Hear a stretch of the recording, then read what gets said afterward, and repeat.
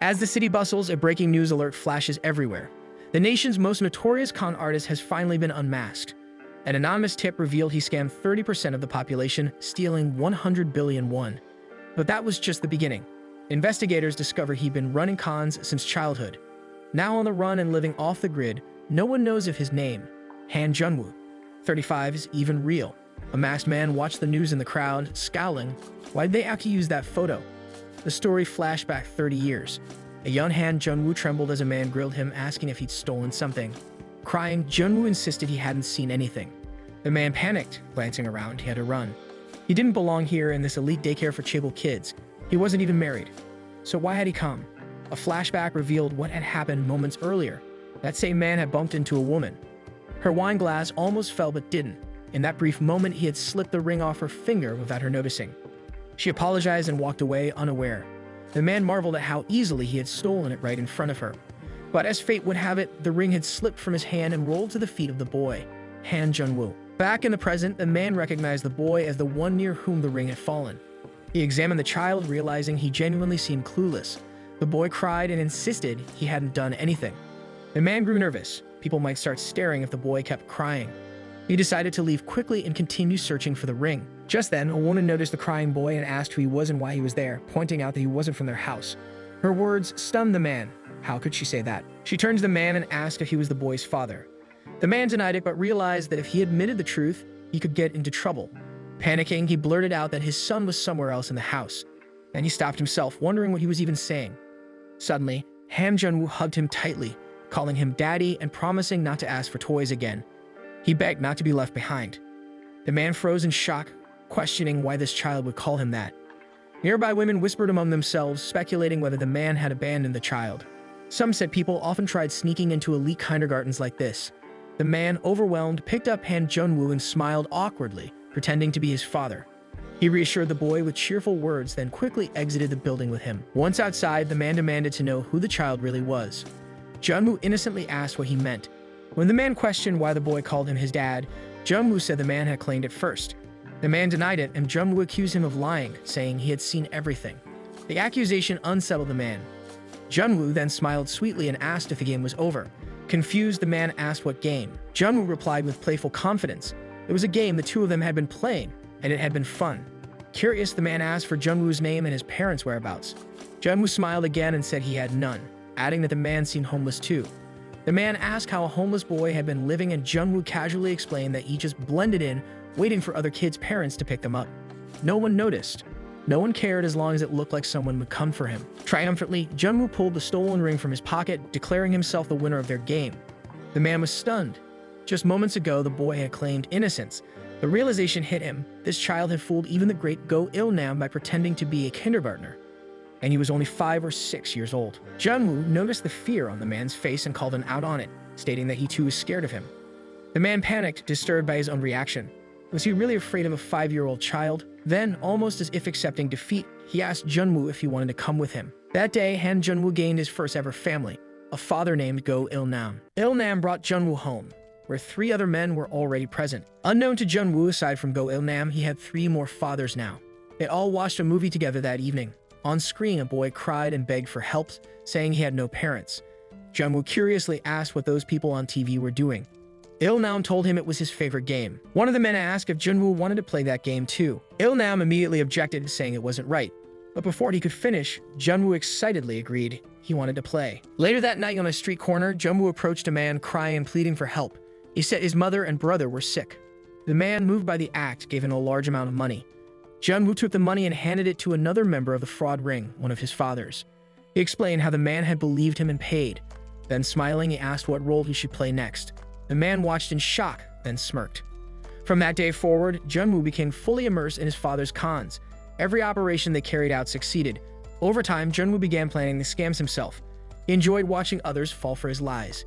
It felt like the entire world was in his hands. He was no longer just a part of a family. He was now a solid member of the fraud ring. Years passed. Junwoo grew up and once shouted at one of his fathers, furious that he had messed up. He had warned him not to get involved with that particular scam, but his father argued back, saying it was 100 billion won. How could he pass that up? He hadn't expected things to spiral out of control. Another father asked Junwoo if there was any way out, relying on his intelligence. But Junwoo told them there was no way. It was over. In desperation, one of his fathers grabbed his collar and begged for a solution. If they got caught again, it was the end for all of them. He pleaded, reminding Junwoo that he was their son. They needed him. They couldn't escape without him. Go Il-nam gently placed a hand on Junwoo's shoulder and told him not to worry. Maybe it was time for them to retire. Junwoo thought to himself that maybe getting caught wouldn't be so bad. He had grown tired of scamming anyway. He had started this life without truly understanding it. But over time, he had been filled with regret, an emotion he deemed useless. He was sick of everything. Fathers blinded by greed, a life on the run. Perhaps this was truly the end. In prison, Junwoo endured severe torment from fellow inmates. He continued reflecting on the regret and emptiness of his past. Then suddenly, he woke up. In front of him, Go Il-nam had collapsed to the ground, cradled by another one of his fathers. Il-nam smiled and said he had fallen but managed to save the chicken from dropping. He urged Junwoo to eat quickly. He would be in high school soon, so he should eat while he could. Hearing those words, Junwoo froze in disbelief. Was he really going to be a high schooler now? Junwoo sat silently as one of his fathers pointed at the board, explaining their new operation involving Senwoo Middle School. They would initially disguise themselves as gangsters and wait a location. After school, Junwoo would proceed with his role. But as the plan was being discussed, his father noticed Junwoo wasn't paying attention. Frustrated, he scolded him, asking why he wasn't listening. Lost in thought, Junwoo wondered if this was the same incident from 20 years ago. He then addressed his fathers and laid out the entire plan, how the principal would trust them if the son of a contract partner attended his school, how he would accompany the principal to the Incheon Hotel to have them sign a fake contract. From there, they would lure the principal to a place where Jang Soonwon and Park Hyung-sik would be posed as gangsters. The fear of being linked to gangsters would pressure the principal into canceling the contract, and they would then demand a termination fee. Hearing the confident tone in Junwoo's voice, one of his fathers lashed out, shocked by his audacity. But Junwoo calmly said he didn't seem to have a major role in the plan and stood up to leave. As he walked away, Il-nam questioned how Junwoo knew details they hadn't even finalized. Another father remarked that Junwoo had a natural talent for scheming, admitting he had thought Junwoo's recent behavior was just puberty. As the fathers continued talking, one of them grew curious and suspicious after observing Junwoo and recalling his earlier words. He quietly began to question things internally. Another father remarked that Junwoo always charges ahead like a beast the moment he senses opportunity. Il-nam brought up a past incident, asking whether the others had caught the people involved. But they replied that it had long been dealt with. Meanwhile, Junwoo was eavesdropping from outside the room. He stepped into the washroom, looked at himself in the mirror, and confirmed what he had been suspecting. The conversation he had just overheard. He remembered it clearly. It was something they had done in the past. He had been thinking about it for days, and now he was certain. He had returned to the past. After 35 years of life, he was once again a middle schooler. Both realities were true. But now that he was back, he couldn't live the same life again. That was the real problem. Just then, one of his fathers, the same man who had been growing suspicious, approached Junwoo in the washroom and handed him documents for the job they were doing next week. Junwoo looked at them and acknowledged that the task carried weight. His father told him he could handle it alone now. Junwoo agreed, noting that it was an important task, one that was dangerous as well. His father dismissed the concern, saying every job they did carried danger. Junwoo quietly thought to himself that this was typical of Jang Jumwon. He was always ready to run if things went sideways. Unlike his three other fathers, Kim Gwang-soo, Lee Seok-jae, and Go Il-nam, he was not one of them. Jungwon asked if Junwoo was scared now. Junwoo said he wasn't. He was doing fine. Jungwon reminded him that because the school principal was involved this time, Junwoo needed to stay in school. He told him not to go outside too much, not to make unnecessary friends. He emphasized that they were the only ones who would ever take him in. With that, he left. Junwoo stared after him and reflected on his past life. He had flawlessly executed countless operations. None had ever failed once they passed through his hands. But there had been one true failure, the desires of the fathers. They had brainwashed him, using him for profit, seeing him only as a source of money. That was why they didn't want him exposed. They feared he would start thinking for himself and try to escape. But among them, there had been one person who truly cared. He remembered the words of Go Il-nam, telling him not to walk the same road as them. He had offered Junwoo a way out, saying he could quit any time. At the time, Junwoo had shouted in anger, insisting he didn't want to quit. He had demanded to know why his father kept saying such things. He had cried out that he liked the job and questioned if his father hated him. But now he understood. Go Il-nam had only been trying to protect him. Another memory surfaced from a day when Go Il-nam had told him there were other paths in life. When Junwoo had asked what other path, Il-nam had suggested becoming an office worker or a counselor, saying Junwoo talked well. He had even mentioned acting, reminding Junwoo how much he loved it. Junwoo had smirked at the time, agreeing with a quiet smile. Back in the present, Junwoo snapped out of his thoughts as Il-nam entered the washroom. He noticed Junwoo look down and offered to take him out for meat. They sat together over a steaming pot of anchovy stew. Il-nam smiled and said Junwoo had finally come to appreciate the dish he used to hate. Then he paused, sensing something more, and asked if Junwoo had something to say. Junwoo looked at him and said he was going to die. The scene shifts to the school where a teacher instructs the students of Class 2 and Class 3 to stand in a line. However, not all the students are present. Frustrated, the teacher asks where the rest of them are. A few students respond, explaining that it's the first day of the retreat and the weather is terrible. The teacher then calls out to Junwoo, asking if he isn't planning to come. Junwoo replies that he's on his way. The teacher checks again if all students from Class 2 are present and reminds them that they must still pay attention to the instructor once they arrive. Junwoo receives a message from his father wishing him a safe and pleasant trip. The teacher hurriedly instructs everyone to get on the bus quickly as there's no time left. He informs them that upon arrival they will form 3 lines just as they are doing now. Heavy rain starts pouring down. Soon, the students arrive at the retreat location. The scene cuts to the retreat, where the instructor sits in a room thinking to himself how troublesome these kids always are whenever they visit. Still, he opens a box full of alcohol and smirks, thinking this is the only part that makes it worth it. He complains that the kids don't even know how to drink yet want to try the good stuff. He wonders whether he should drink with Teacher Yuil today or perhaps with Hyunsu.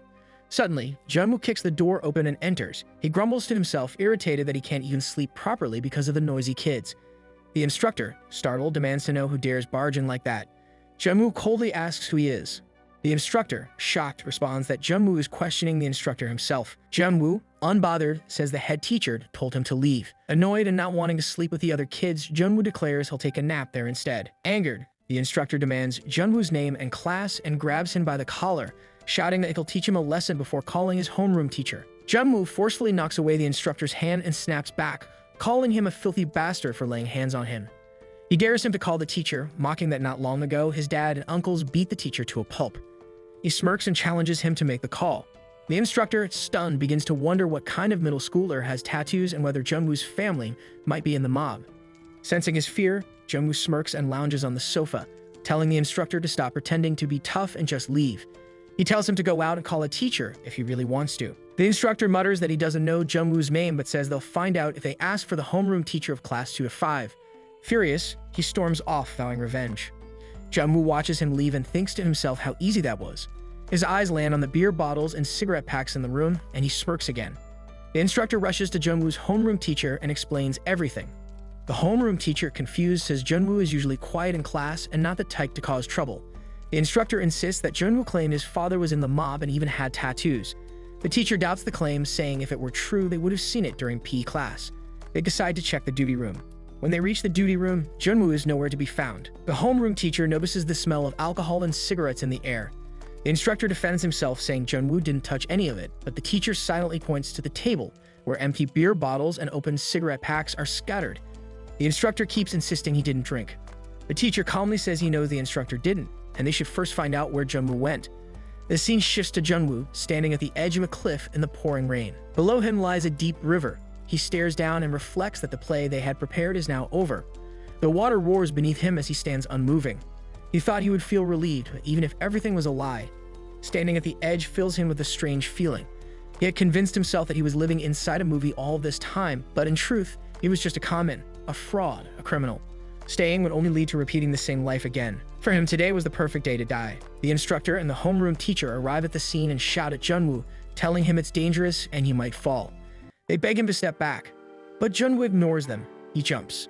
In his mind, he whispers that this is enough. It's time to end everything. Time to escape from the fathers, from the past where he lived like a total wreck. Chaos erupted as the man burst into the scene, enraged by the news. The performers, who had been invited with great effort, had run away again. Their appearance fee had even been doubled because they came from far away.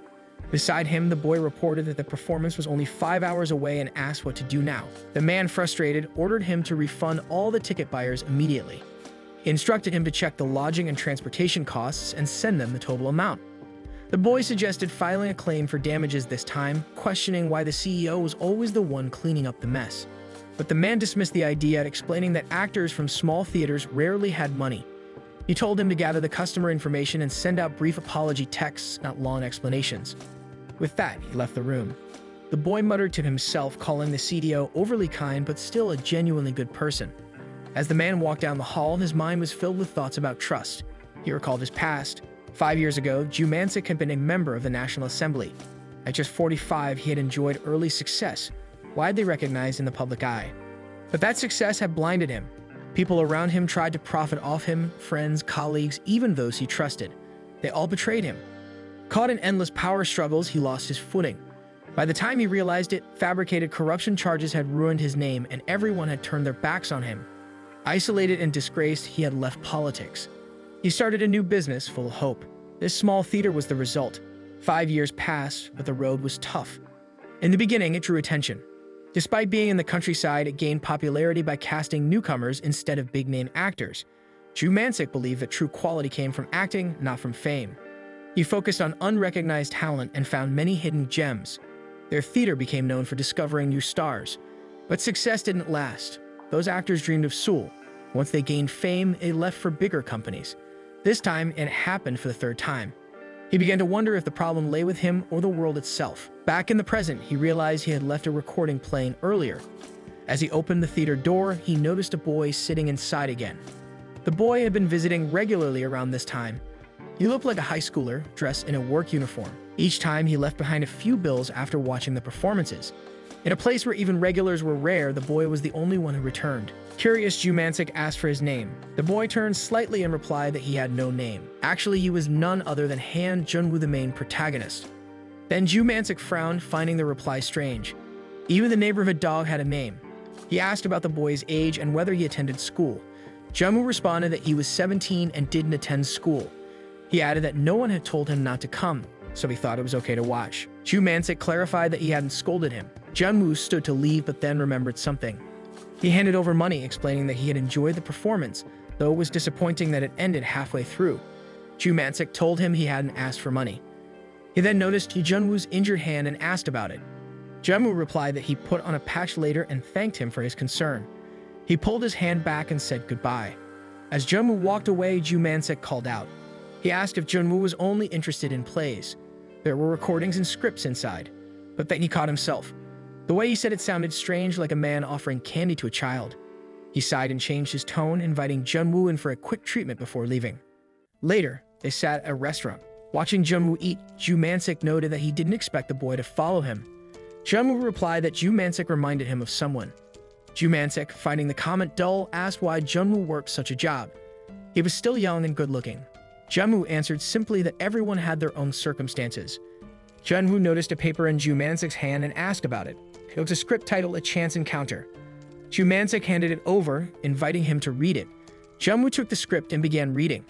He flipped through the pages, absorbed in the content. Jumancic soon took the script back, stating it was unreleased and couldn't be fully shown. He watched Junwoo silently. He had shown the script casually, thinking a country kid wouldn't understand much. But the boy read it so intently that Jumancic instinctively retrieved it. He began to feel uneasy, wondering if he had been too careless. Junwoo thanked him for letting him read. Jumancic asked for his thoughts. Junwoo replied that he didn't know if it would do well, as he didn't know much. Jumancic protested. He had put his heart into that script. It came from a writer obsessed with perfection, where no line was wasted. He asked Junwoo if the romance genre was the issue. Junwoo clarified that it wasn't the genre. He just didn't think the script suited this theater.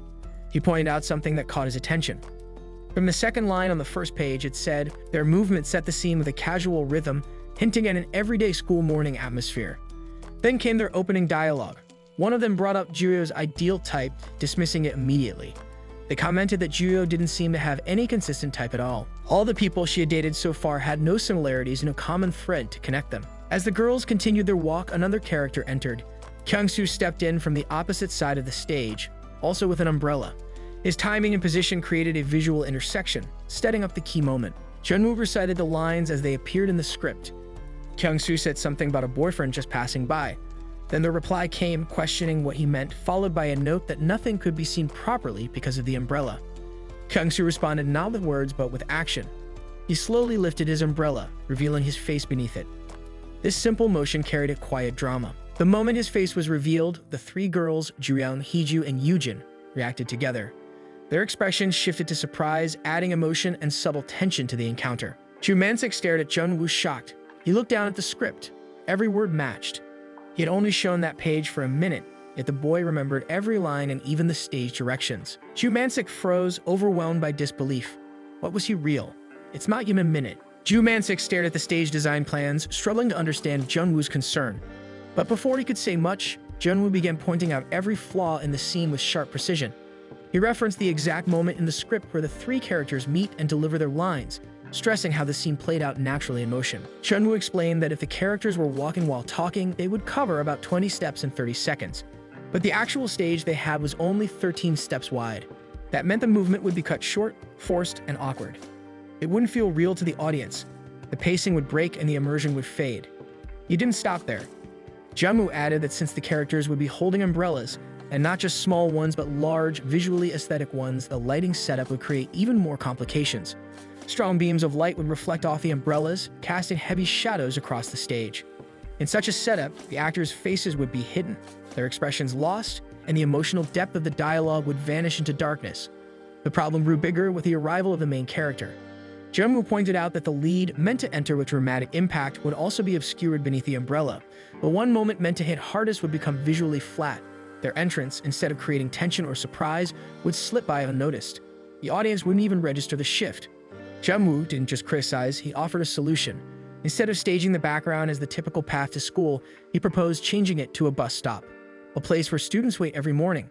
This new setting would feel natural, static, and allow all three characters to remain in place while talking. No forced steps, no awkward pacing. The umbrellas would be stationary, the lighting focused, and the dramatic entrance could be timed perfectly without obstruction. His voice calm but firm, Junwoo laid out every reason backed by logic and experience. He had seen how these minor details could make or break a performance. Every second on stage mattered. Ju Mansik, who had been listening without interruption, found himself stunned. He had no words. For a moment, he simply stared at Junwoo. There was no room left for argument. Junwoo's analysis was flawless. Junwoo continued speaking with quiet confidence, explaining how his approach naturally gave the characters a reason to stay in one place. It allowed the dialogue to flow more freely, without the need to cut anything. As the scene progressed in his mind, he described how a man holding an umbrella appeared in the middle of the conversation. The man slowly pointed the umbrella toward the audience, momentarily blocking the view of one of the characters. That brief interruption, so simple yet effective, built up the audience's curiosity. It would instinctively lean in, eager to see what was being hidden. In the end, it would come across as dramatic and cinematic to the viewers. Then Junwoo paused, almost embarrassed. He told himself to ignore it, brushing it off as just a passing thought. He muttered quietly that it might all just be a bit too much work anyway. Ju Mansik, now intrigued and visibly interested, looked at Junwoo and asked if he wanted to keep going. Junwoo, caught off guard, asked with confusion, with what? Ju Mansik clarified that he wanted to hear more, everything Junwoo had been saying about the play. He wanted to hear about the other parts too. Handing over the script, he watched as Junwoo took it carefully. Junwoo read it thoroughly, his eyes moving quickly, but with deep focus, absorbing every detail. Watching him closely, Ju Mansik's thoughts raced. The ideas this boy had said so casually were astonishing. He thought about the layout of the stage, the movement paths of the actors, the angles visible from where the audience sat, every bit of the actors' positioning and timing for light adjustments, the brightness, the temperature, the location of the lights, all of it. Even the exact seconds of pauses and subtle breaths between lines. These were things so intricate and detailed that even a full team of trained professionals would find them difficult to break down piece by piece. And yet this boy had managed to tailor all of it to match his theater and stage, just with words.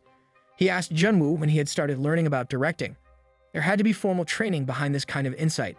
He wondered aloud if Junwoo had learned from a proper theater group. Junwoo, confused, simply asked what he meant. Ju Mansik continued, pointing out that Junwoo had been watching the recorded performance in the theater because he had designed the storyboard himself. He asked if Junwoo was working in a related field. Junwoo shook his head and apologized. He explained that he had only recently seen a play for the first time.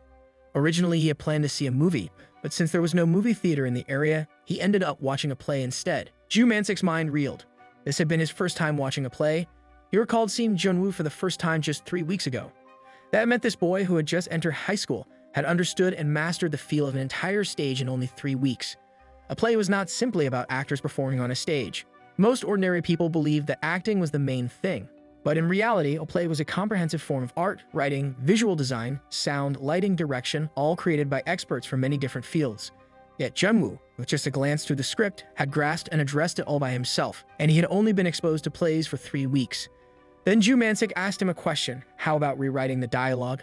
He wanted to see what would happen if they rebuilt the script using Junwoo's ideas. He wanted to test Junwoo further.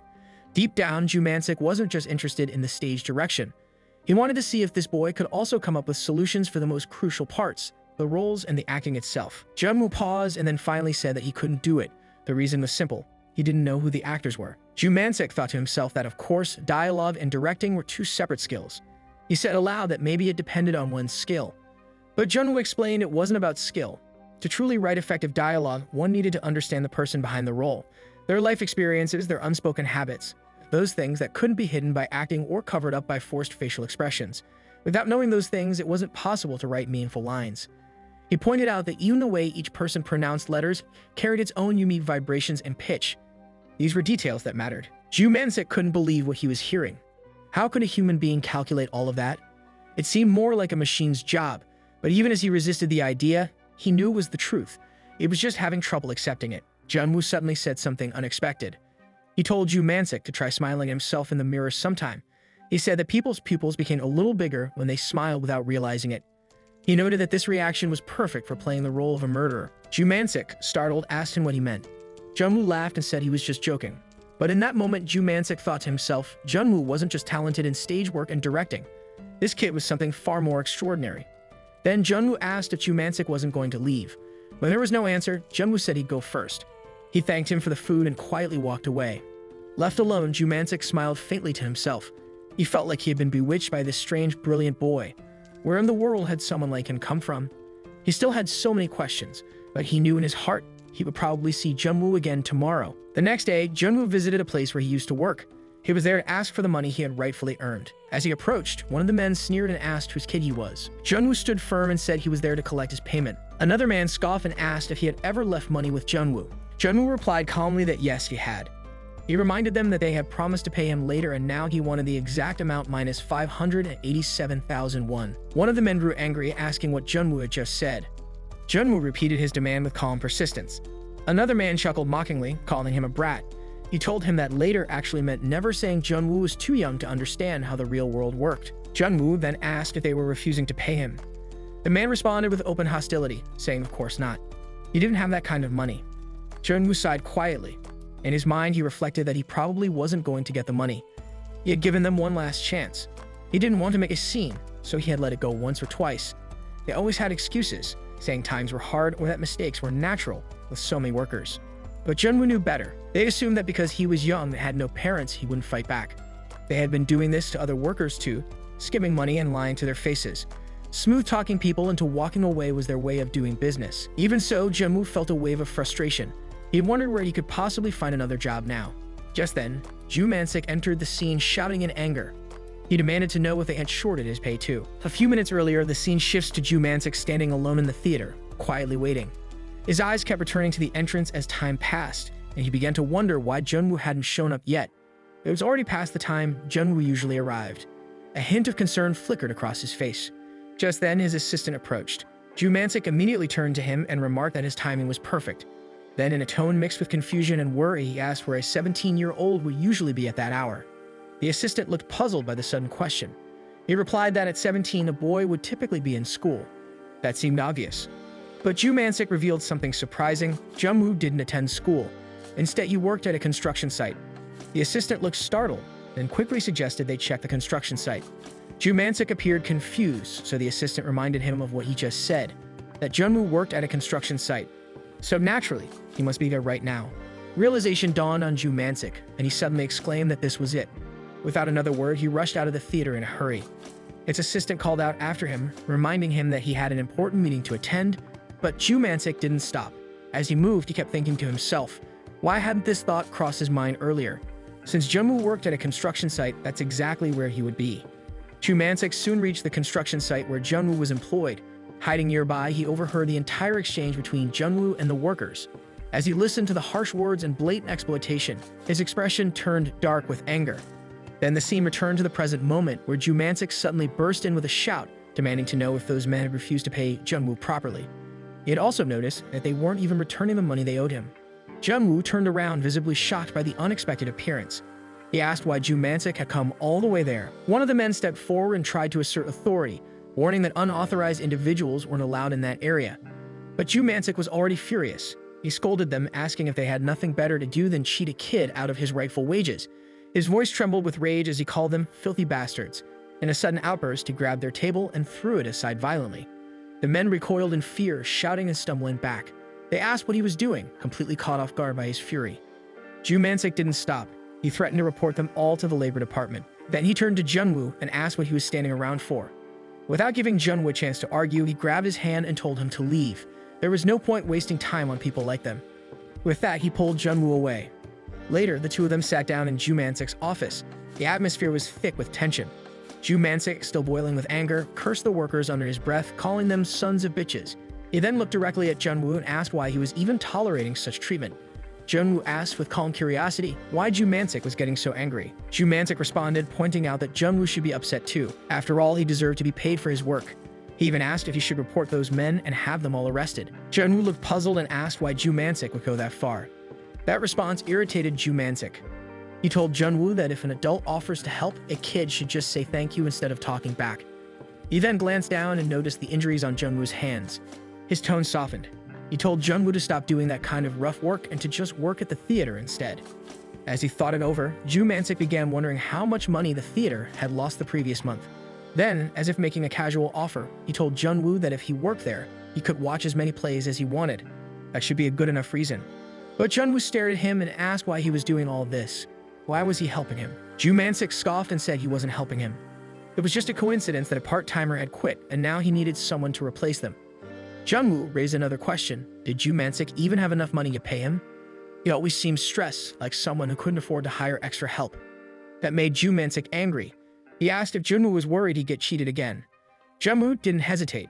He answered honestly, yes. Fuming, Ju Mansik called him a brat. He swore that even if he had to go work at the construction site himself, he'd make sure Junwoo got paid properly. As his emotions settled, Ju Mansik reflected on the previous day. He couldn't remember every single thing Junwoo had said, and none of it could be proven yet. The feelings from that moment lingered with him. He thought to himself that a kid like Junwoo shouldn't be stuck at a construction site. Everyone deserved a place where they truly belonged. Even if it meant taking a financial loss right now, he was determined he wanted to keep Junwoo close. Junwoo, still curious, asked about something Ju Mansik had said earlier. He wanted to confirm, did part-timers also get to watch plays? A week later, the scene shifted once again. Ju Mansik was standing outside the rehearsal room, waiting. He glanced at his watch and wondered aloud why Junwoo still hadn't come out. He thought to himself that maybe Junwoo was more meticulous than he appeared. It had already been a week since Junwoo started working at the theater. Earlier that day, Ju Mansik had asked him to tidy up the basement rehearsal room because it was a bit messy. But now, it had already been 3 hours. Frustration simmered beneath the surface as Ju Mansik muttered to himself, wondering what was taking so long. He had planned to speak with Junwoo after the task was done. Was the kid overly obsessed with cleanliness or something? Even if he was, it shouldn't take more than an hour to clean that room. Unable to wait any longer, Ju Mansik finally descended into the basement. As he stepped inside, he shouted, asking how long Junwoo was planning to stay down there. But then he paused. The room was filled with books and scattered papers. His eyes widened in disbelief. In the middle of the mess, Junwoo turned around and explained that his shelf had fallen over. That was where all the scripts had been stored. Ju Mansik looked at the scene and immediately pictured what had happened. While Junwoo was organizing the room, the shelf must have collapsed, scattering all the scripts across the floor. And in that brief, chaotic moment, Junwoo had gotten completely absorbed in the pages. Still, Ju Mansik wanted to know, what had Junwoo been doing? Junwoo answered simply, he just wanted to read the script, just once. Ju Mansik asked if he meant the script. Junwoo, now slightly embarrassed, clarified that he had only read it with his eyes. Ju Mansik frowned. If that was all, then why was the place in such a mess? Was Junwoo acting out the scenes by himself? Was he performing alone? And why a Russian play, of all things? There were plenty of Korean scripts available. Junwoo answered calmly. He had already read all of those. Ju Mansik blinked, unsure if he heard right. He pointed toward the bookshelf, asking for clarification. Junwoo simply gestured toward the neatly arranged shelves and confirmed he had read everything stored there. Ju Mansik stared at him in stunned silence, the weight of that revelation sinking in. Ju Mansik looked at Junwoo with puzzled eyes and asked if that was the reason he had chosen to read a Russian script. He wondered if the boy could even speak Russian. Junwoo didn't answer with words, but instead pointed at the Russian dictionary lying nearby. That was his only support. Mansik frowned, questioning what good a dictionary was, just useful for searching a few words, nothing more. Junwoo calmly explained that he had only looked up a few words here and there, but it was enough to grasp the overall meaning of the script. Mansik stared at the scene before him, his thoughts racing. It baffled him. This boy had managed to set up an entire stage, bringing it to life, all from just identifying a handful of words. The book in Junwoo's hand was familiar. He himself had studied that same script countless times in his youth, and the part Junwoo had been reading was a pivotal scene, the moment right before the character's emotional outburst, where he flipped over everything in the room in a fit of rage. He looked around the basement. The objects weren't randomly thrown around. Everything had a place, every item positioned deliberately. Jungwoo had captured the emotional energy of the character with astonishing accuracy. The raw emotion embedded in the setup wasn't accidental.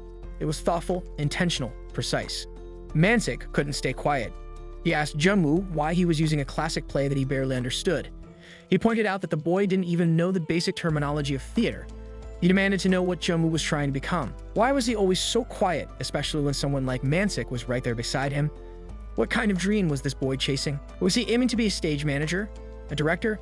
He insisted that it was time Jungwoo came clean. Jungwoo gave a simple answer. His dream was just to live like this, just the way he was now. Mansik raised his brows. Like this? Then what was all this for? What was the point of this setup? Jungwoo replied softly that he had only laid the stage before the scene began. It was preparation. Mansik repeated his words in disbelief. Laid the stage? Did that mean Jungwoo had actually planned to act out the scene? Jungwoo didn't deny it. His silence was confirmation enough. Mansik had assumed the boy was only interested in directing, but now things made sense. That was why Jungwoo had become so immersed in the stage, so deeply invested in the setup. He asked Jungwoo what he thought he was better suited for, directing or acting. He told him it was just one scene. Was all of this really necessary? Jungwoo didn't flinch. He said none of the setup was accidental. Every single item, every position, every mark had meaning. Everything served a purpose.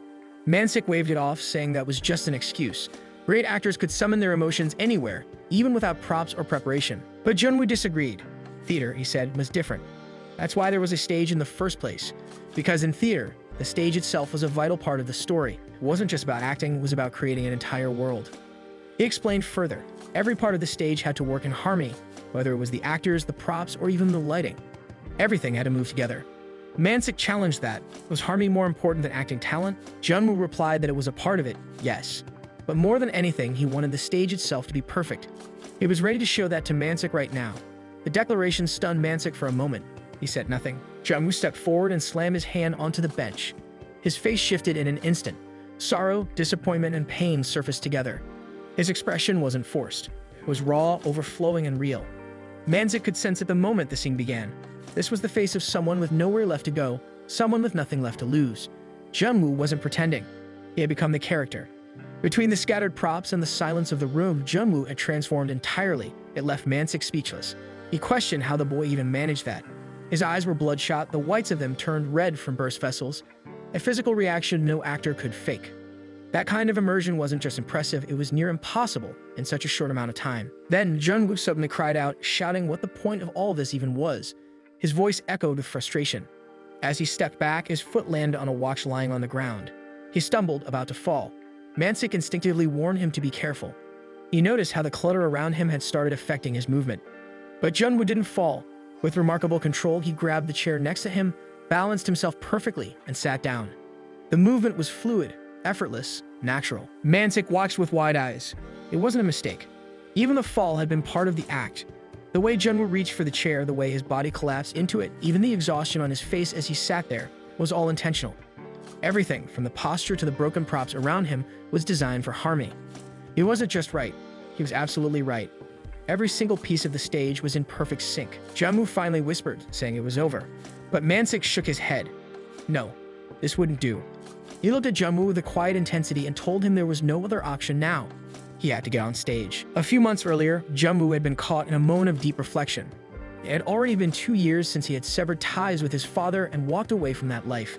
Since then, he had lived without an identity. Even finding a simple part-time job had become a challenge. The thought crossed his mind that if he really wanted, he could make his life easier. But he had made a vow, a promise to never engage in those kinds of things again. Working at the construction site had become his daily routine. It was hard but strangely satisfying. The repetitive labor grounded him. But beneath that steady rhythm, he knew what it was, what he truly longed for, even if he rarely admitted it to himself. One day, a fellow laborer called out to him, noticing how young he looked. The man said someone his age shouldn't be wasting time stuck inside a construction site. He mentioned that a theater had opened up in the next neighborhood and suggested Jungwoo check it out. The word stayed in Jungwoo's mind. A theater. He had heard it, but never really considered what it could mean for him. Curiosity led him there. He entered the space and found himself in front of a stage. It wasn't a movie playing as he had first assumed. It was a play, a real performance. Right in the middle of the audience, a man nearby was sighing loudly, but that wasn't what caught his attention. What mattered more was what Jungwoo felt. He had been briefly disappointed that it wasn't a film, but that feeling vanished quickly. It had been a long time since something overwhelmed him like this. The energy of the actors hit differently. This wasn't a scene on a screen, but a live exchange. Raw, unfiltered, real. The performers weren't protected by camera angles or edited sound. They existed entirely in the moment, breathing with the audience.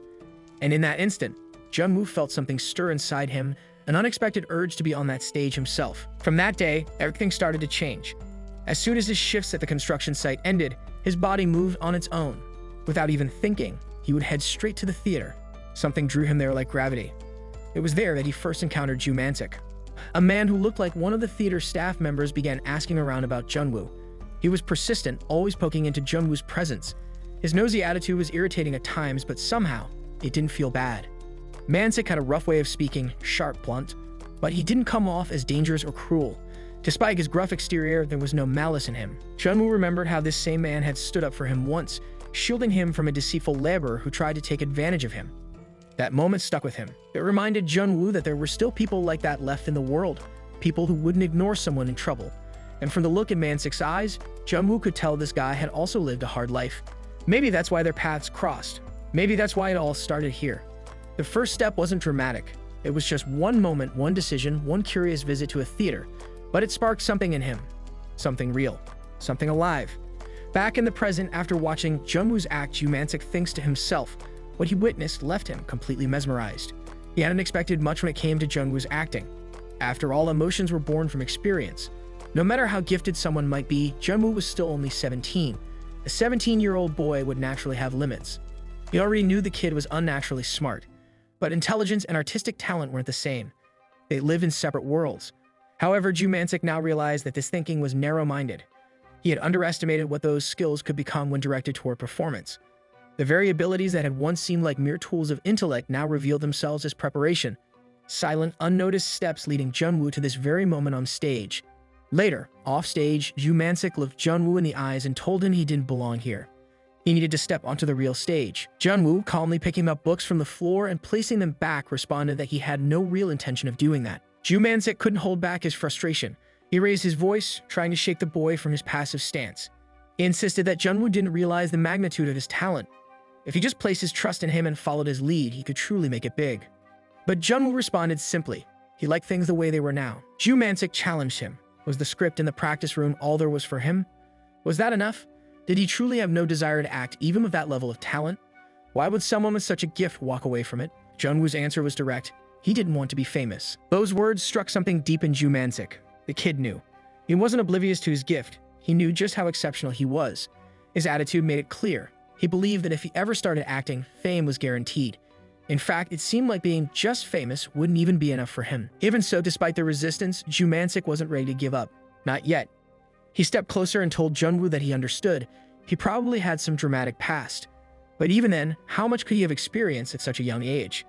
It hadn't been easy for Ju-Man-sik either to reach where he was now. Life had not been kind to him either. But despite that, he made a promise. Whatever came after this, whatever the consequences, he would take care of it. He would take full responsibility. All Jung-woo had to do was live doing what he truly wanted to do. Hearing that, Jung-woo was taken aback. This man was offering to carry all responsibilities for someone he had barely known for even a month.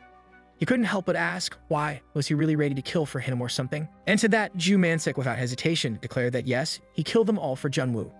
Then he asked again, was Jung-woo in? Soon after, the next scene unfolded. Jung-woo now stood behind the stage curtain, preparing himself for the performance. As he peeked through the small gap, the sight of the large audience made him slightly nervous. His heart raced, but not out of fear, out of recognition. He understood the old man's feelings. He had always understood them. He had just pretended not to. That feeling of not wanting his talent to go to waste. It was real. It lingered deep in his heart. Ju-Man-sik had done more than just talk. He had given him a job where he could watch plays easily, and now he was even willing to take responsibility for his life. Was that why he couldn't say no? Or maybe there was more. The curtain rose. Back in the control room, Ju-Man-sik turned to his assistant, announcing that it was starting. The assistant, surprised, asked if this was the same kid he had mentioned before. Ju-Man-sik confirmed it, and warned not to be surprised. This kid was truly something else. But the assistant was still skeptical. The lead actor had dropped out only 5 days ago. Could the boy really have had enough time to prepare? It was a monologue-heavy role with a massive amount of lines. Did he even have proper theater experience? Ju-Man-sik didn't reply immediately. Instead, his thoughts echoed with disbelief. Yes, 5 days.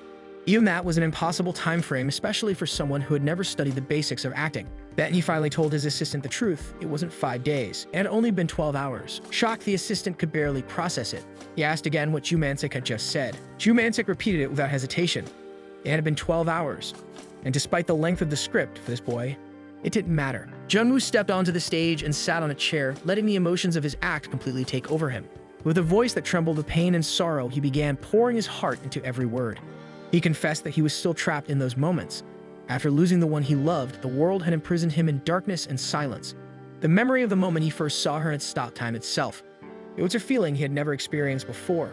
He remembered how everything changed when she held his hand and smiled for the first time. Even during their first farewell, he had been helpless, utterly powerless to do anything. The audience watched in stunned silence, mesmerized by Jungwoo's performance. Then, rising slowly from the chair, Jungwoo continued, his voice filled with anguish. He spoke of how they lived in such different worlds. His past, the struggles he had faced, and the choices he had been forced to make. None of it had been understood. She had been everything to him. So how could she say such things to him? The impact of Jungwoo's performance wasn't lost on the audience alone. Even Ju-mansik's assistant stood in disbelief, turning to Mansik and asking where he had found such a monster of an actor. Mansik remained deep in thought, analyzing the performance. Despite the actor's lack of formal training in vocalization and breath control, the entire theater was glued to their performance. This wasn't simple memorization, it was something more profound. The actors had breathed life into their roles, with each surge of emotion subtly altering their lines. If the person on stage had truly been the character, they might have spoken exactly those words in exactly that way. Mansik couldn't help but wonder, was this really acting? Then, as the act progressed, a female character named Ellie appeared on stage, stumbling forward and falling into Jungwoo's arms. She lay still, resting against him, and Jungwoo, weeping. Desperately, he responded, revealing that there was something she hadn't told him. The reason she couldn't answer him before, but suddenly, she went silent. She had forgotten her lines. Ju, watching from the audience, grew tense. This was common for rookie actors with limited stage experience. While mistakes might be tolerable in movies or dramas, there could be no bloopers in a live stage performance. He silently hoped that even if they stumbled, they would continue as if nothing had gone wrong. In that crucial moment, Jungwoo saved the scene. Placing his hand gently on Ellie's cheek, he continued the act seamlessly. He softly told her that she didn't need to say anything more. He already knew. With that, the scene came to an end and the curtains fell. The audience erupted in applause, standing to their feet, moved by what they had just witnessed. The power of their performance had captivated everyone. Jungwoo and the girl playing Ellie quietly exited the stage and made their way to the rehearsal room. Even though Ellie had forgotten her lines, Jungwoo had covered for her so naturally that it left Ju-mansik deeply impressed and proud. He marveled at what they had achieved in just 12 hours. Most actors required over 2 weeks just to analyze a character and understand them deeply.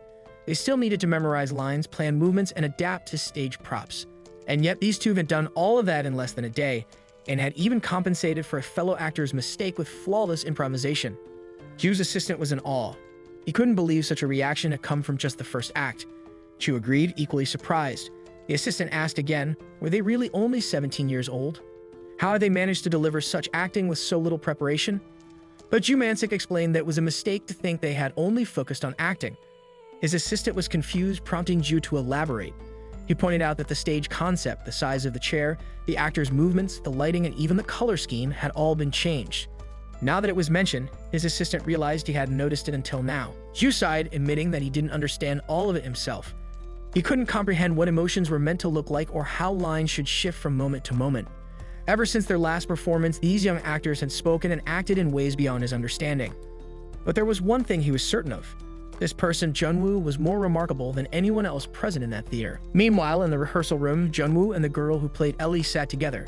She was quietly practicing her lines again, trying to memorize them properly. Jungwoo, however, sat in silence, lost in thought. A strange feeling stirred inside him. This wasn't his first time acting. In his previous life, when he had gone around committing fraud, he had played countless roles. He knew his own talent, but this time something had felt different. The gazes of the audience, their teary eyes, the emotional climax. They had all created a sensation unlike anything he had ever known. In that fleeting moment, everyone, including himself, felt transported to another world. This new life, this second chance he had taken on so recklessly, he had once resolved to die and left behind his own name. He had believed that he could live this way. But now, he wondered, could he really do that? At the rehearsal room, a flustered girl stood before Ju-mansik, nervously admitting that she forgot her lines because she got overwhelmed. But Ju-mansik didn't even glance at her. He brushed past her, placing a firm hand on Jungwoo's shoulder and called in a little punk. There was disbelief in his tone. Junwoo had acted so modest, yet now revealed such natural talent. Jumansik questioned him, asking why he wasn't looking at the script when he was about to go on stage. Junwoo responded weakly, saying he felt dizzy. That annoyed Jumansik even more. He snapped, accusing Junwoo of faking his dedication now that he had landed the role. Junwoo clarified, saying he just didn't want to get trapped by the lines. Jumansik frowned, irritated at what he saw as another round of cryptic nonsense from the boy. He paused, a thought stirring in his mind. Those words, they sounded familiar. Suddenly, the scene shifted to a television interview. A seasoned actress appeared on screen speaking with poise. She explained that true preparation came from carrying the character within. She emphasized that staring too long at the script could trap an actor inside the words. If one understood the character and their emotions deeply, the lines would come out naturally. That's why, once on set, she avoided looking at the script too much. She laughed gently, acknowledging she probably sounded arrogant. But after more than 20 years of acting, she had earned that insight. Back in the rehearsal room, Jumansik found himself reflecting on her words and Junwoo's. The similarity struck him. To hear such a perspective from someone who had only just begun acting and had only completed Act 1 of the play should have sounded like pure overconfidence. Yet strangely, it didn't. A single sentence from this kid somehow felt seasoned.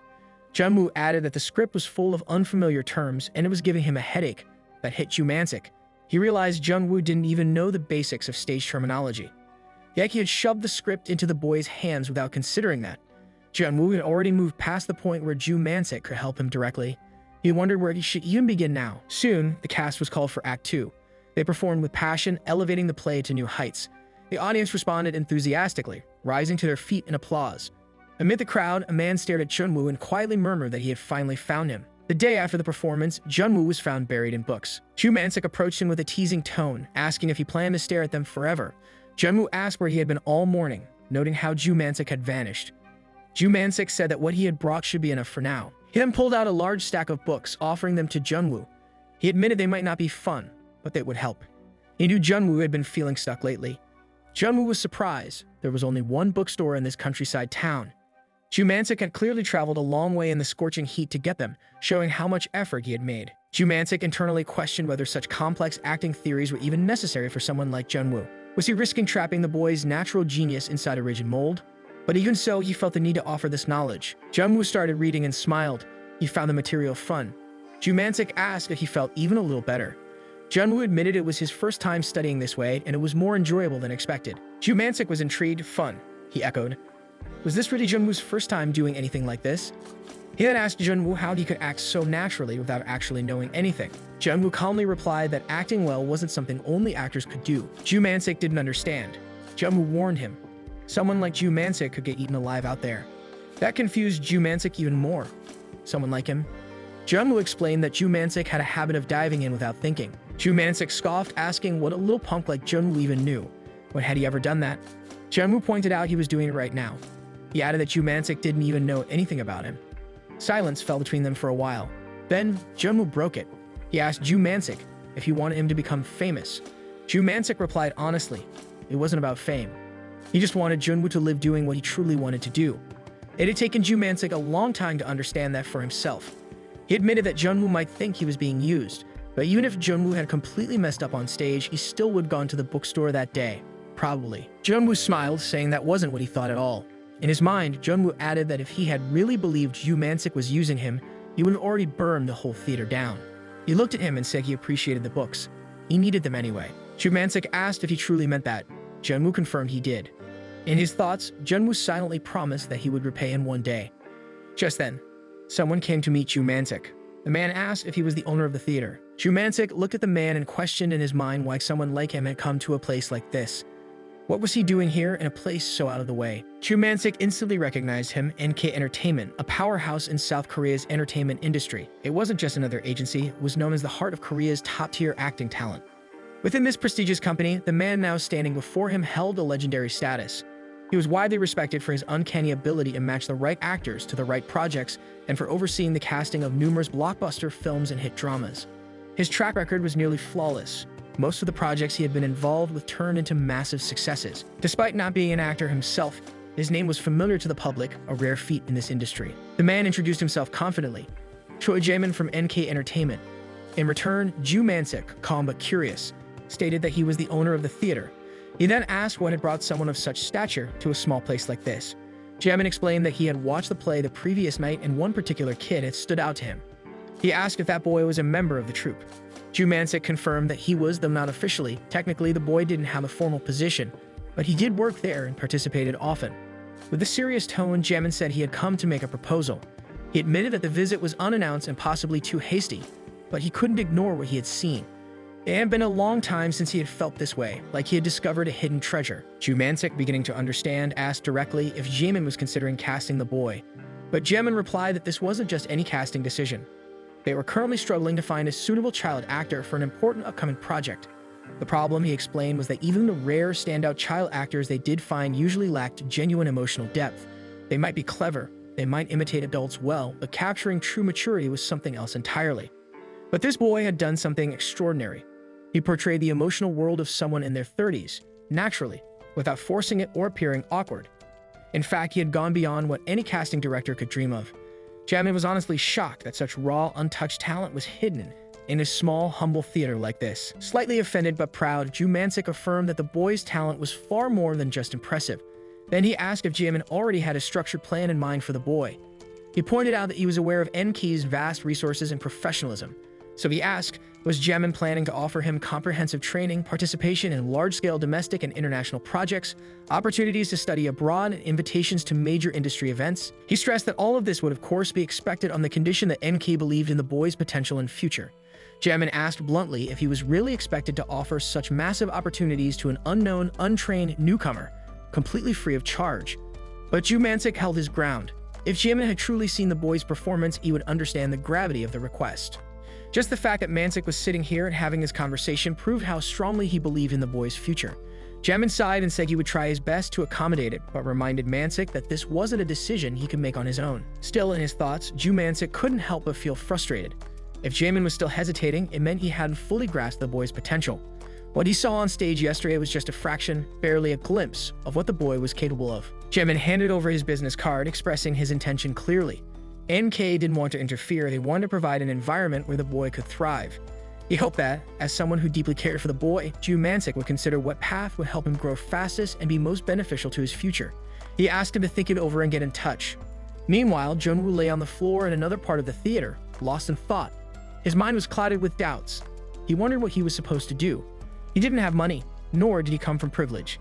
He didn't see himself as someone who chased after wealth, but the uncertainty still ate at him. From a distance, Ju spotted him lying idly and muttered to himself, was the boy already feeling bored? He walked up to him, acting as if he had come to check whether Junwoo was doing his job properly.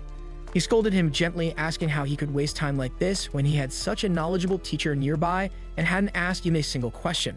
Picking up a book that was lying next to Junwoo, he noticed something odd. Clearly, something had been weighing on the boy's mind. Junwoo admitted that he had been reading the script and found some of the translated lines odd. He said they just didn't feel right to him. One line in particular stood out. I've only been working professionally for 5 years, but I've studied like someone with 10 years experience. Reading it, Ju chuckled inwardly. Was this finally his chance to actually be helpful? Then Junwoo pointed out another line and Ju eyes widened. He was shocked. The sentence was in a language so ancient or obscure that he couldn't even recognize it. Though he had read old texts before and had always been through translated versions. This one left him completely stumped. Embarrassed, he excused himself with a fake excuse. His stomach hurt, and rushed out. Outside, he leaned against a wall, thoughts spinning. Just how much more was this boy going to surprise him? This was the exact image of a rising star that he had always dreamed of finding. But now Junwoo had already surpassed him. Ju had failed at many things in life, but never had he felt so uncertain, so powerless before. How much further could he really guide someone so talented, with his own limited experience? Just then, Junwoo returned with yet another script. He held it out and asked for help, saying he didn't understand a particular part. Ju took it, relieved to see something familiar this time. He explained that the part referred to Brecht's fourth wall theory, an imaginary wall between the audience and the actors. In Brecht's plays, that wall was intentionally broken, turning theater into a space for provoking thought and delivering social messages, not just entertainment. Junwoo nodded, understanding, and asked about another section. Ju looked it over and explained that part 2, it wasn't difficult. He walked the boy through the meaning patiently. Later, sitting alone in his office, Ju reflected again.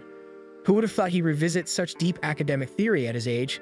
Since entering the theater world, he had never burned with this much intellectual passion. But that burst of energy was fleeting. Junwoo had a combination of natural talent, deep affection for the craft, and unstoppable passion. His growth rate was unimaginable now. He had already gone beyond the need for books or theory. He was performing at a level that surpassed most professionals. Later that night, Mansik walked toward the stage, curious. What he saw left him in awe. Junwoo was alone on the stage after everyone else had gone home.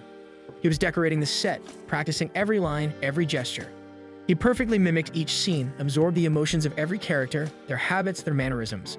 He even adapted his positioning based on where the light would fall, adjusting for every shift in angle and mood. It wasn't just rehearsal anymore. It had become something more. Junwoo filled the empty stage with life. He rewrote dialogue, had only the emotional essence of each character, and lived them.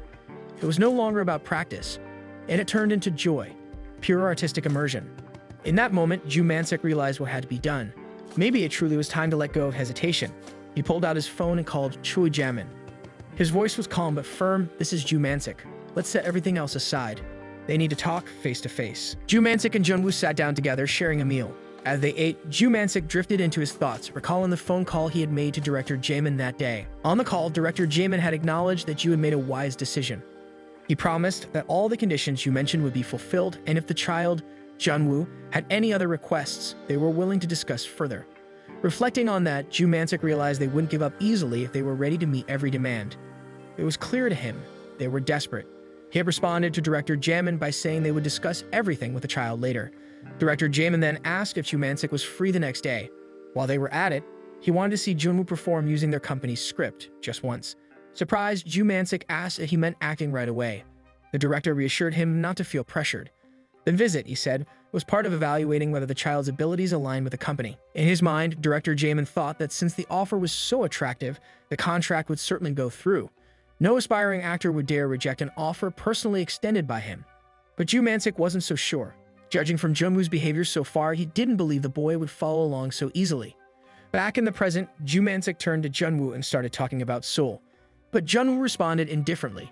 If he had free time, he said he'd rather use it to review one more script. That reply made Ju Mansik sigh.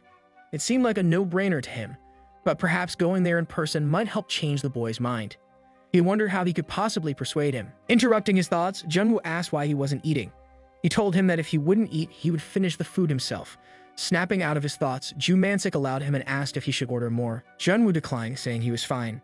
Still, Ju Mansik couldn't shake off the awkwardness he felt around the boy. He wondered why someone like Junwoo made him feel this way. Trying to change the topic, he asked if Junwoo had ever been to Seoul. Junwoo said no. Ju was taken aback. Junwoo hadn't even visited Seoul. He asked what he had been doing all this time and whether he had ever traveled anywhere. Junwoo said he hadn't. This shocked Ju Mansik even more. No travel experiences at all. Why hadn't he gone when he had the chance? Realizing he had gone off topic, Ju corrected himself and brought up something else. He asked if Junwoo had ever heard of the Yeoksum building in Seoul. He told him it was massive, 63 floors high. Junwoo simply responded coldly that it was amazing. Ju Mansik pushed further. He mentioned that he had to go to Seoul for a little while the next day. He asked if Junwoo would be interested in joining him, suggesting that it might be a fun distraction.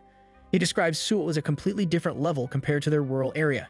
He mentioned Myeongdong, a bustling urban district lined with enormous buildings, and brought up the Han River, pointing out how much grander it was compared to a countryside stream.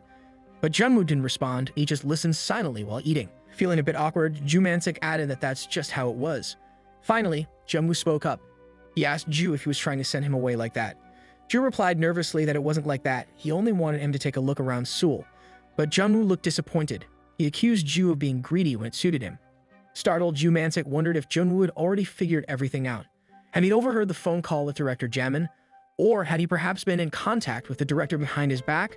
Regret filled Ju as he thought that he should have just spoken to Junwoo directly from the start. Then Junwoo asked calmly whether they were going to Seoul the next day. Caught off guard, Ju stammered in surprise, asking if they were really going. Junwoo confirmed that if they were going, then they should go. Ju then asked if there was anywhere specific he wanted to visit. Junwoo replied there wasn't. Ju Mansik thought to himself that Junwoo might be misunderstanding him. Though he joked about it earlier, it wasn't because he wanted Junwoo to get professional training.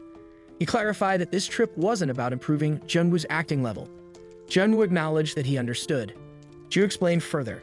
He said that no matter what Junwoo imagined, that company, NK Entertainment, was beyond expectations. Even if he didn't fully understand Junwoo's situation, the company might be able to help resolve it. He added that Junwoo should meet people who matched his true level. No matter how talented he was at acting, this rural place only had rookies. At best, it would be fortunate if he didn't ruin his own potential staying here. He doubted that anyone around truly understood Junwoo's value. Curious, Junwoo asked where this company was. Ju told him it was NK Entertainment. He reassured him that if he went there, people would finally recognize his true worth. Junwoo nodded and agreed. Okay. Now Ju was confused. Why was Junwoo suddenly being so obedient? That wasn't like him. He wondered if Junwoo had broken some stage set or caused trouble. Suspicious, Ju asked if he really intended to go. The scene shifted. Junwoo and Ju Mansik arrived at the NK Entertainment office.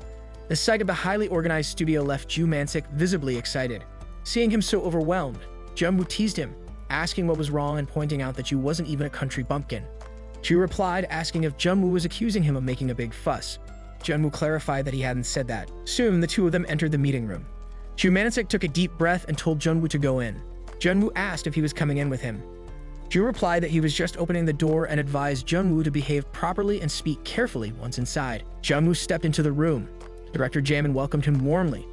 Also present was Gil Juno, NK Entertainment's signature actor, waiting silently as the meeting began. Director Jamin gestured for Junwoo to take his seat, his expression unreadable but observant. Junwoo's gaze swept across the room, landing on someone he recognized immediately, Gil Juno. The name echoed in his mind with weight, NK Entertainment's flagship top actor. Although he hadn't yet risen to the peak of stardom at that point in time, his presence was already commanding. Rank 41st then, but unmistakable. For anyone with even the slightest interest in films, Gil Juno's face was impossible to miss. Even at that stage in his career, he was active, steadily establishing himself as a formidable supporting actor. Junwoo found it odd.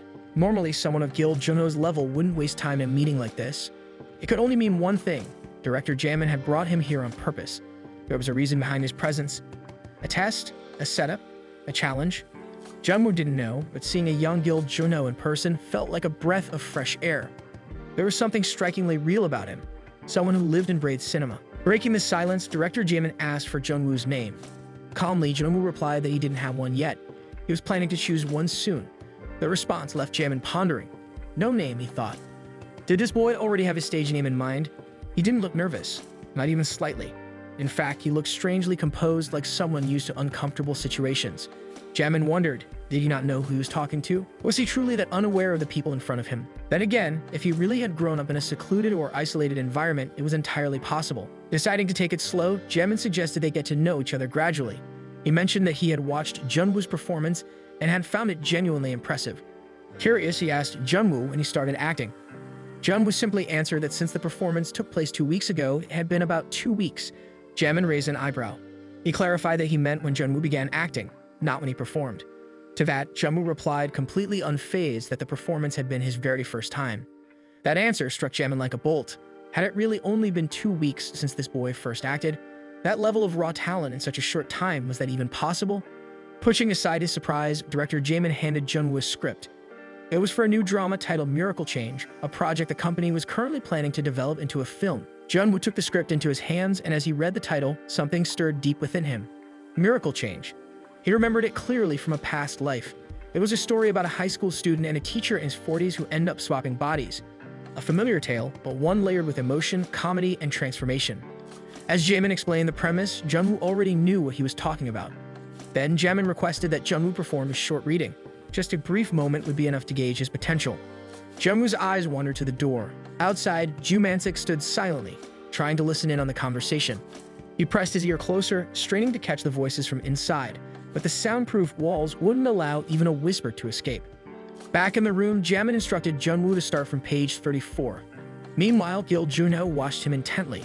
Something about Junwoo's behavior was unexpected. Most aspiring actors Juno had seen clung to him, begged for his attention, pleaded for feedback, desperate for validation. They showered him with flattery, claiming to idolize him. But this boy, he didn't seem to care. There was no fear, no admiration, no desperation in his eyes. Juno thought back to the director Jamin he knew, the kind of man who wouldn't hesitate to throw someone out if they didn't meet his standards. He would have crushed someone like Junwoo on the spot, made sure they never acted again. So why hadn't he? What made this boy different? Just how good was he? Junwoo opened the script and began reading from page 34. The scene was set in a busy school hallway, bustling with students. Laughter echoed, casual chatter filled the air. Some kids rode skateboards while others were buried in their books. It was a lively, youthful chaos. In the middle of it all stood Taekyung, confused and trying to process the noise and movement around him. The camera followed him closely, capturing his bewildered expression. He was flustered, lost, his voice unfamiliar even to himself. Why am I here? Huh. Why does my voice sound like this? As Junwoo read the lines, his mind didn't remain anchored to the page. He visualized the scene, immersing himself into the hallway into Taekyung's shoes. He didn't just read, he felt.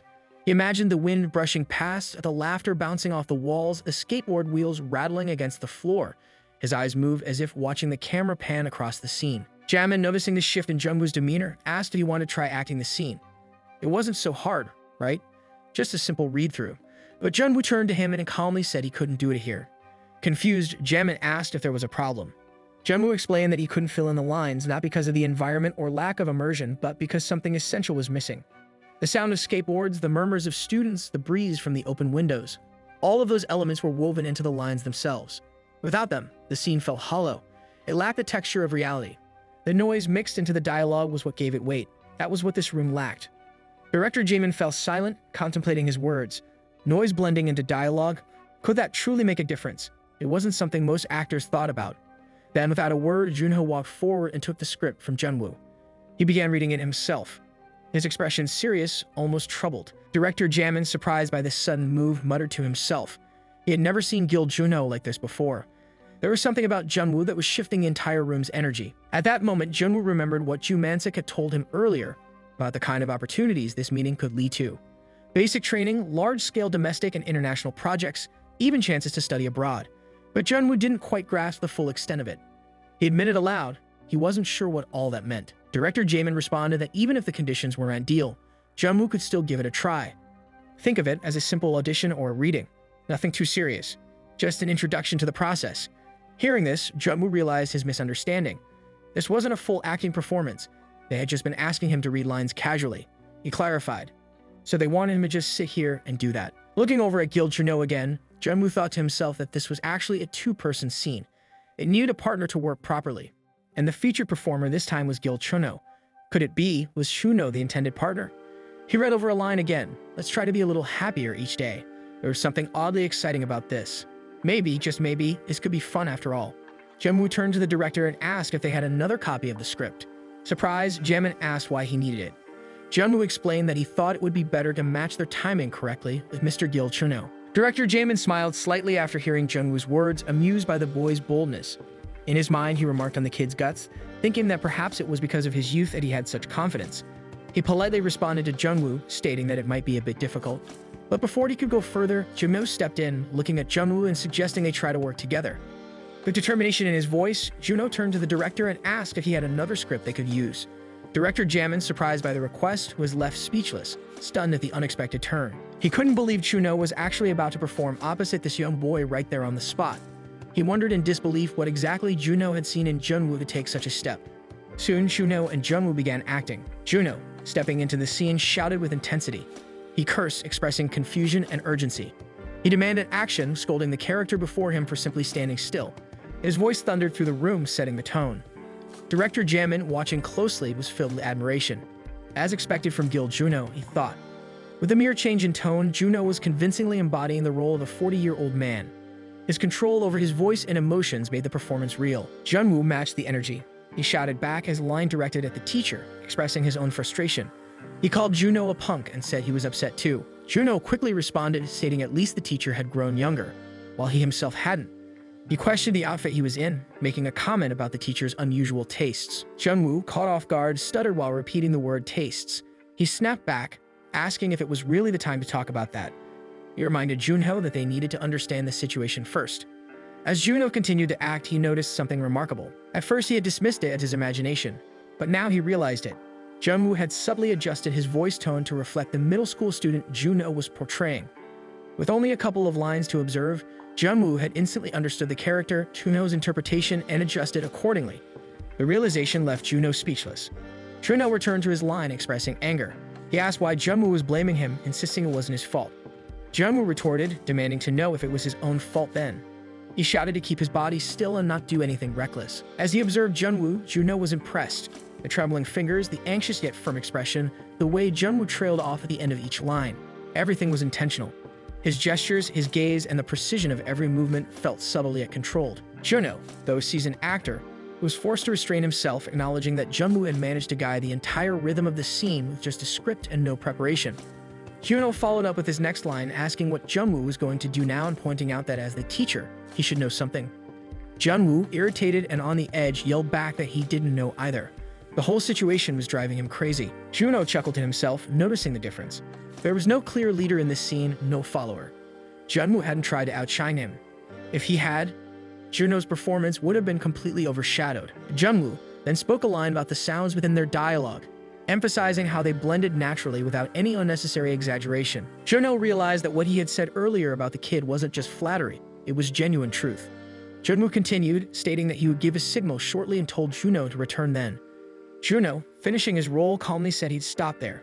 He reflected on the experience, acting together like this was different from performing alone in a theater. Junwoo, smiling, said that it was fun and thanked Juno. Juno, stunned, felt that he should be the one thanking Junwoo. He never imagined such a young boy could bring out so much in a performance. He wondered what it would feel like to actually work with this kid on a real production. Juno smiled and said that he enjoyed it too and wouldn't forget that day. Director Jamin, overwhelmed by the performance, admitted that it was far beyond what he had expected. He was truly amazed and suggested that they move forward with the contract discussion, but his words were completely ignored. Juno, still caught in the moment, turned to Junwoo and asked if he had changed the second line on purpose. Junwoo nodded and admitted he did. Juno asked if in a real scene, Junwoo would have changed the gesture as well. Junwoo confirmed it. He explained that in such a scene, only the upper body would be in the camera frame, so he adjusted his gaze to suit the current setting. Normally, he would have looked up. Meanwhile, Director Jamin grew more frustrated. Being ignored during such an important moment irritated him even more. Junwoo continued, calmly pointing out that Juno seemed like someone who did theater. Juno, hearing this unexpected observation, was momentarily stunned. Later, Juno was seen alone calling Ju Mansik into a room. As Mansik entered, he recognized the man before him, Guild Shono, NK Entertainment's signature actor. He had overheard the situational play earlier and was shocked to realize that Juno was the one performing. He was glad he had brought the boy here, but Juno's expression made him uneasy. He wondered if Juno was angry about Junwoo's attitude. Juno then asked Mansik if he ran a theater. Mansik confirmed that he operated a small theater in the countryside. Juno inquired about the number of productions planned. Curious, Mansik asked why Juno was interested. Juno admitted he was wondering if he could perform on that stage. Mansik, shocked by the idea, repeated the question, unable to believe it. Guild Juno in his production? Mansik asked about Juno's conditions. He admitted he couldn't afford Juno's usual pay, especially after recent cancellations that led to a drop in audience members. Juno calmly replied that money wasn't an issue. He confessed that he had become greedy for something more meaningful.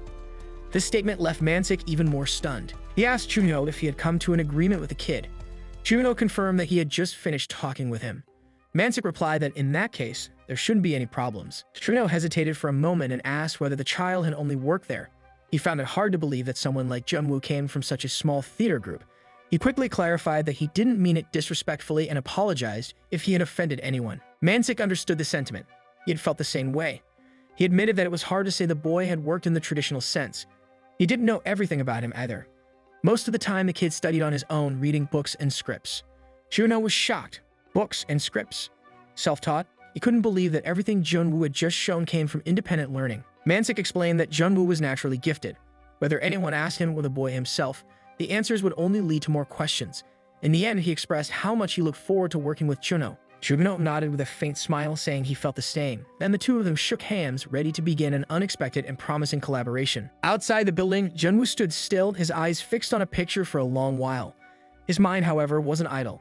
A flurry of other images flashed through his thoughts. Old memories, silent emotions, and moments he had long buried. Among them, a particular scene replayed, the one where he had acted with Juno, their performance still vivid in his memory. As he stood lost in thought, Director Jamin approached him. With a firm but concerned tone, he addressed Junwoo, reminding him of the gravity of his decision.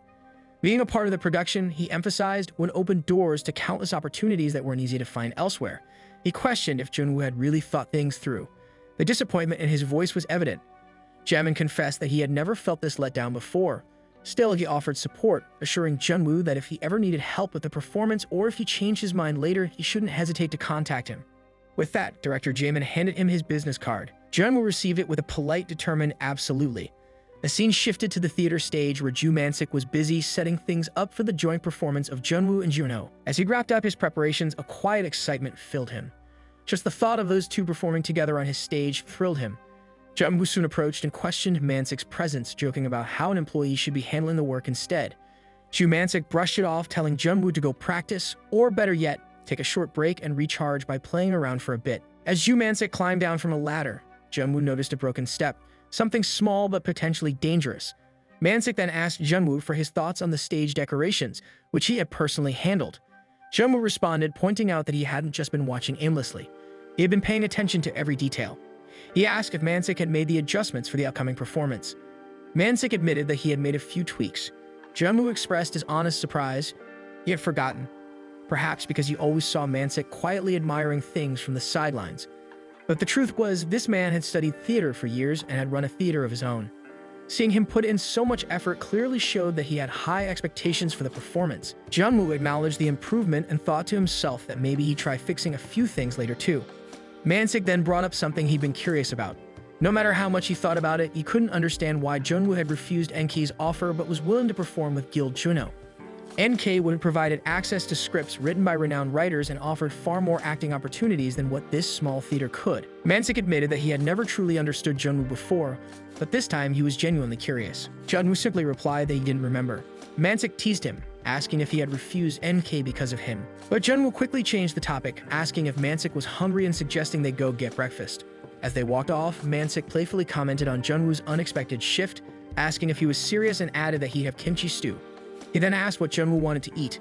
The scene transitioned to Jungwoo and Juno practicing lines together. Jungwoo gave detailed instructions while Juno diligently took notes. From a distance, Ju Man-sik quietly observed, his mind swirling with thoughts. He wondered whether Juno was genuinely ambitious about the stage, or if he was obsessed with something else. To an outsider, the scene might have looked like something straight out of a play. Yet Man-sik hadn't expected Juno to be around until the day of the performance. A memory from earlier that week surfaced in Man-sik's mind. Juno had rented a place nearby just to practice. Every single morning, he showed up at the theater even before Man-sik, never appearing tired. It wasn't just about rehearsing lines. Juno truly seemed to enjoy harmonizing with Jungwoo and discussing acting. It was a refreshing sight. Back in the present, Man-sik watched Juno linger in the theater, clearly immersed.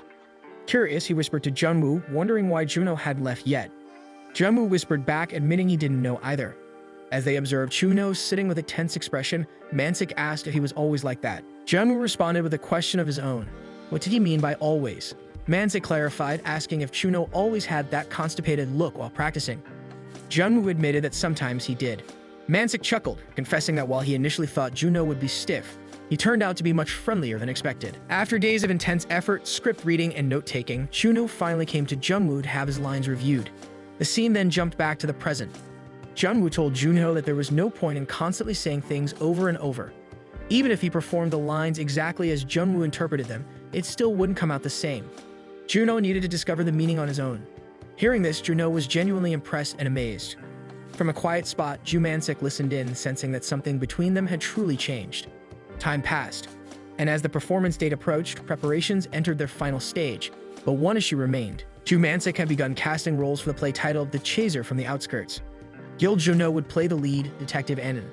Supporting role, it went to Seong Hyun-jun, and supporting role B to Kim Cheon. Yet the role of the fugitive Pavel remained unassigned, an empty space waiting to be filled. Soon after, Ju Man-sik uploaded the title of the play along with a cast list on social media. As expected, the reactions poured in instantly. Comments started flooding the post. One user expressed excitement, saying that after months, they were finally getting to see Gil Juno, but complained that the venue was in some rural backwater. Another fan shared their frustration, saying they were going crazy waiting for this, and now finally they had a chance to see Gil Juno in person, even if there were no prior reviews or real-life accounts about the performance. Among the mix of voices, one comment stood out with support, stating that with Gil Juno's powerful vocal projection, he could easily dominate the entire theater space. Reading these reactions, Ju Man-sik thought to himself that, as expected, the buzz was explosive due to Gil Juno's star power. Juno, who had previously only worked in films directed by master filmmakers, was now appearing on a small stage, and naturally, that made headlines. In a way, Ju Man-sik felt relieved because of Juno's fame. The more sensitive and important issues were getting buried under the hype. But not all comments were positive. Some users pointed out that the counterpart role hadn't been cast yet. Based on the plot, people inferred that the missing role belonged to a child actor. Others mocked the situation, joking that Juno's presence was so overwhelming that he might as well do the play alone. With just 1 week left before the performance, Ju Man-sik grew uneasy. They couldn't go on stage without announcing the full cast list. This worry lingered as he made his way to the theater. When he arrived, he stood still in awe. The stage in front of him sparkled, far beyond his expectations. It looked transformed like something from a grand venue. He couldn't believe it was the same place. The stage had been cleaned and decorated more beautifully than ever before, and Jungwoo had done it all. Jungwoo, spotting Mansik, casually asked what brought him there at that hour. Mansik, still amazed, asked what all this was. Jungwoo questioned if he didn't like it, but Mansik was quick to clarify there was no way he didn't like it. In fact, he couldn't believe it was his theater. As Mansik stood there, he thought to himself that though small in scale, the stage resembled a national theater. All those days spent reading directing theory books hadn't been wasted. Nothing expensive had been added to the set, yet the atmosphere was rich and full of life. Jungwoo told him that he had only added a little to what was already prepared, and that he hadn't just been watching passively all this time. Mansik then looked around again, deep in thought. In a stage like this, and at that moment after many days, Jungwoo pushed his hair away from his face. Mansik paused. He noticed something he hadn't truly seen before. Jungwoo looked strikingly handsome and charismatic. Surprised, he asked Jungwoo if he had always been this charming. He questioned why Jungwoo always hid that face. Jungwoo reflected internally. Because of his past profession, he had always avoided drawing attention to his face. He never thought about showing himself fully. It seemed like Mansik had been thinking deeply about him, and Jungwoo felt a bit guilty. He knew that this time the event would be on a completely different level from the small performance they had done before for less than 20 people. He had already come too far to turn back. Thinking about how much he had held back in the past made him angry at himself. Mansik, filled with resolve, declared that he would take full responsibility for whatever happened next. He told himself that he should live doing what he truly wanted. It was like a second life he had somehow been given. Then he remembered something and asked Jungwoo if he was really okay.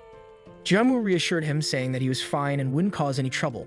Mansik, startled, wondered how Jungwoo had known what he was thinking. Sometimes Jungwoo seemed scarier than a ghost with how much he could read him. Mansik offered a suggestion. If Jungwoo wanted, they could create a mysterious persona for him, a way to perform without revealing his true identity. But immediately after speaking, Mansik regretted it. He realized how ridiculous that idea sounded and questioned himself. Jungwoo calmly responded that it didn't matter anymore. But Mansik wasn't sure. He asked if it really didn't matter. Was it something that could be resolved so easily? He warned that Jungwoo might end up on the news and interview clips would probably circulate everywhere. Jungwoo responded that nothing was worse than dying. He didn't care about the exposure anymore. Surprised, Mansik asked if he was serious. Jungwoo confirmed it. He didn't want the whole thing to fade away. Now he would be disappointed if it did. With that, Jungwoo expressed full determination to move forward. Mansik reassured him not to worry about anything else and to just focus on the stage. He promised to take care of everything. At the very least, he would ensure that nothing bad ever happened to Jungwoo because of performing at his theater. And then on social media, Mansik finally made the big reveal. He announced the name of the main character playing the role of fugitive Pavel in The Chaser from the Outskirts. The name stunned everyone. The mysterious lead was none other than Han Jungwoo. Excitement surged across the internet. The long-awaited day of the play, The Chaser from the Outskirts, had finally arrived.